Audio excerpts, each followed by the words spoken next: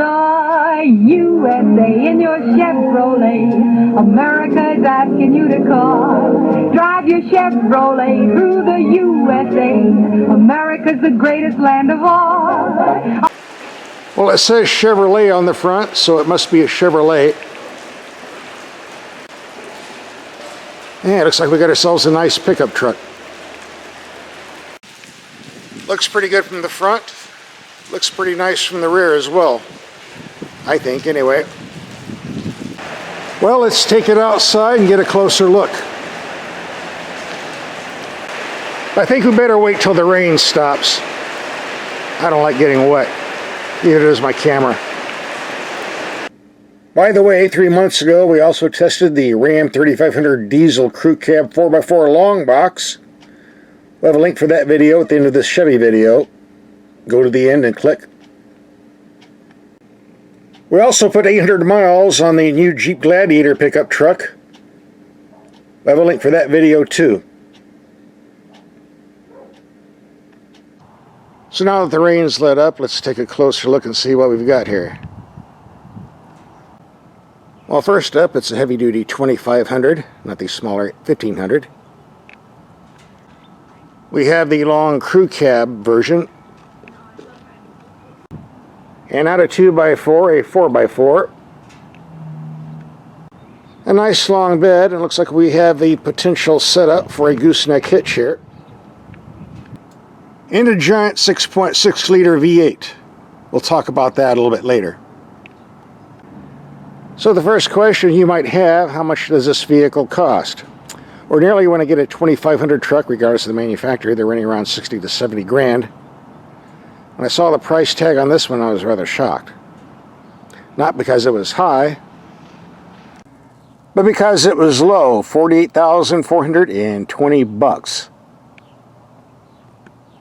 That's from the starting price of $43,600. But as usual, they always load things up with options to get to the $60,000, $70,000 price tags. It's rather hard to find one that's basically stripped. By stripped, I mean there's no sunroof, no leather, just cloth, no power seats. Who needs power seats anyway? Once you've adjusted the seats the way you want them, you're never going to change them anyway. No fancy infotainment system or huge LCD screens. Just a good old-fashioned working man's truck, or should I say working woman truck as well. They are out there, you know. Since we're in the cabin, we might as well take a closer look. And one complaint I often hear about on Chevy trucks, especially on YouTube and the print publications, is the interior being outdated and cheap. I will admit some of the materials used here aren't the greatest, especially when compared to the Ram and Fords. On the other hand, here's why I like the interior, because of simple buttons and knobs. Here we have the lighting system, the 4x4 system, simple buttons, lighting, simple knobs. Radio controls, simple volume knob, simple button for the stations. More simple buttons. And simple touch settings in the info system. Look, I realize the Chevy cabins aren't that fancy, but I had a truck from another manufacturer a couple of months ago. It had everything on it. A giant infotainment screen, a couple feet high, about 1.5 feet wide. And everything you had to do, you had to scroll through a program, whether it's adjusting the mirrors or heated seats, all that nonsense. I don't want to take my eyes off the road to do that. I want buttons and knobs, and that's what Chevy gives us, so I'm happy.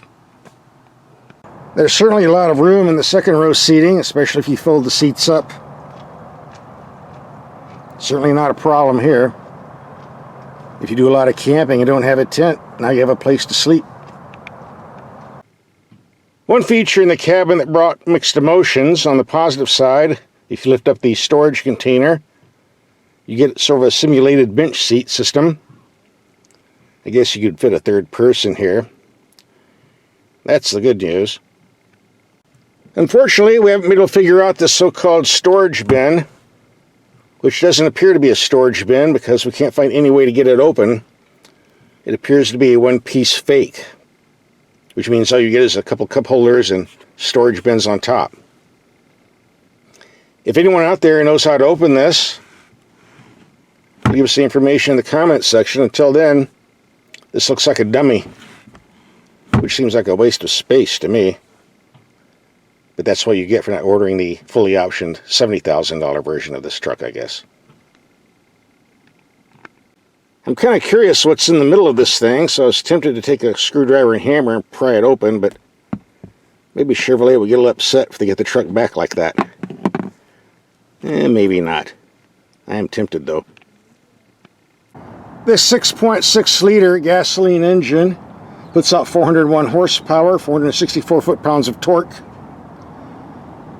Fuel economy is not listed because in this class of vehicle they don't have to tell you, but we will be driving this quite a bit, racking up a lot of miles, so you know what the real fuel economy is. So you might want to watch the whole video. If you're not interested in the gasoline engine, there is a diesel putting out 445 horsepower, 910 foot-pounds of torque. I have one coming next month, but for now this is what we've got. This is hooked to a 6-speed automatic transmission. The diesel's got a 10-speed automatic, for those interested. The maximum payload on this bed was rather humorous, 3,979 pounds. Really? So that means if you do 3,980 you're over, but 3,978 you're not? Uh-huh. Okay. The tow rating for this truck is 18,500 pounds. That applies to the diesel. I don't know if it applies to the gasoline engine as well. You'll have to look that up at the dealer specs. The first half of the video, show and tell, is over. Second half of the video, we're going to take this out, do some driving, and get some real-world fuel economy figures. We'll start by taking these fancy headlights out and see what they do. It's dark enough. Let's take these headlights out and see what they do. Might help if we wipe the mud off them. Here we have the low beams only building 100 feet away. Bright enough. Decent height, but then again this is a tall truck. High beams, rather impressive. Here we have the brights only building 300 feet away with a chain link fence in between. Lights up pretty good, considering the dampness we have out here. Go to low beam. Reaches out about, I don't know, 250 feet. Overall, pretty good headlights. I don't have any complaints. Here's what the rear view camera looks like in the dark. Although I suspect a lot of this fuzziness might be from the rain. But it works, so who cares? Chevy did a pretty good job on this power steering. Got pretty good feel and feedback. It's light enough, as it should be with these giant wheels and tires. As we do in all my videos, we're going to take some mild speed bumps, around 20 miles per hour, evaluate the suspension performance on impact. And here comes bump number 1. Got about a body motion, but it was pretty smooth. Number 2.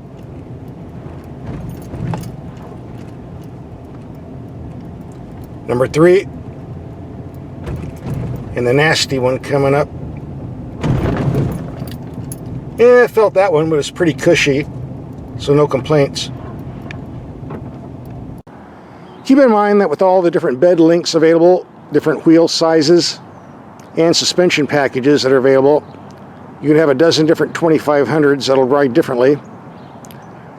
I would say overall, based on this one alone, the 2500 has a pretty comfortable suspension. Again, other variations will vary, but as far as this one goes, I'm rather impressed. This 6.6 liter V8 is a strong truck engine, no doubt about that, but with only 6 gears in the transmission and a very heavy rig to pull, I don't think our 0 to 60 time is going to be lighting the tires on fire. So here we go.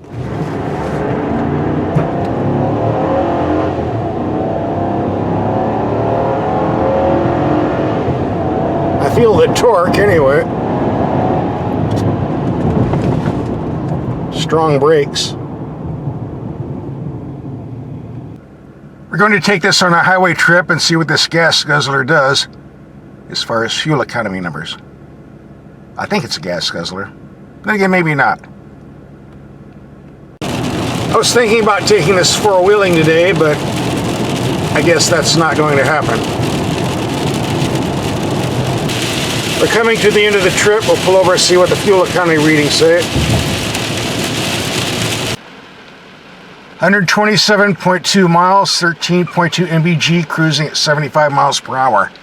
Ouch. For those interested, the 2500 diesel we had last year got 16 miles to the gallon on the freeway. Slightly better, but then the engine costs $9,000 more. It should do better. Ay, ay, ay. This is getting expensive. According to the computer, for the past 207 miles, we'll be getting 13.1 mpg. But using the old-fashioned pen and paper method of filling the tank and refilling it, and doing it by hand, I got 12.7 mpg, so I would say the numbers we're seeing on the screen are pretty accurate. We're going to take a return highway trip. Our first one was 13 mpg going uphill around 2,000 feet in elevation.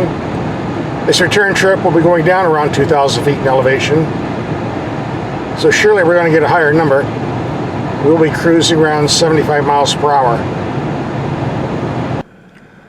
Our first trip going up was 13.2 mpg. Our second trip coming down, 15.1 mpg. That averages out to 14 mpg for 75 mile per hour highway cruising. You've been watching the premises, boy. Time for ranch patrol. Let's go. Get some supplies from the shack. I gotta fix that roof someday. Yeah, that stupid dog ate my couch. If you're running on narrow trails with thick thorn bushes, being able to retract the mirrors is a good idea. I like that feature. Of course, these are really made for towing. Most 2500 series trucks have a pretty rough ride going off-road, but all things considered, this one's pretty decent. Smooth enough.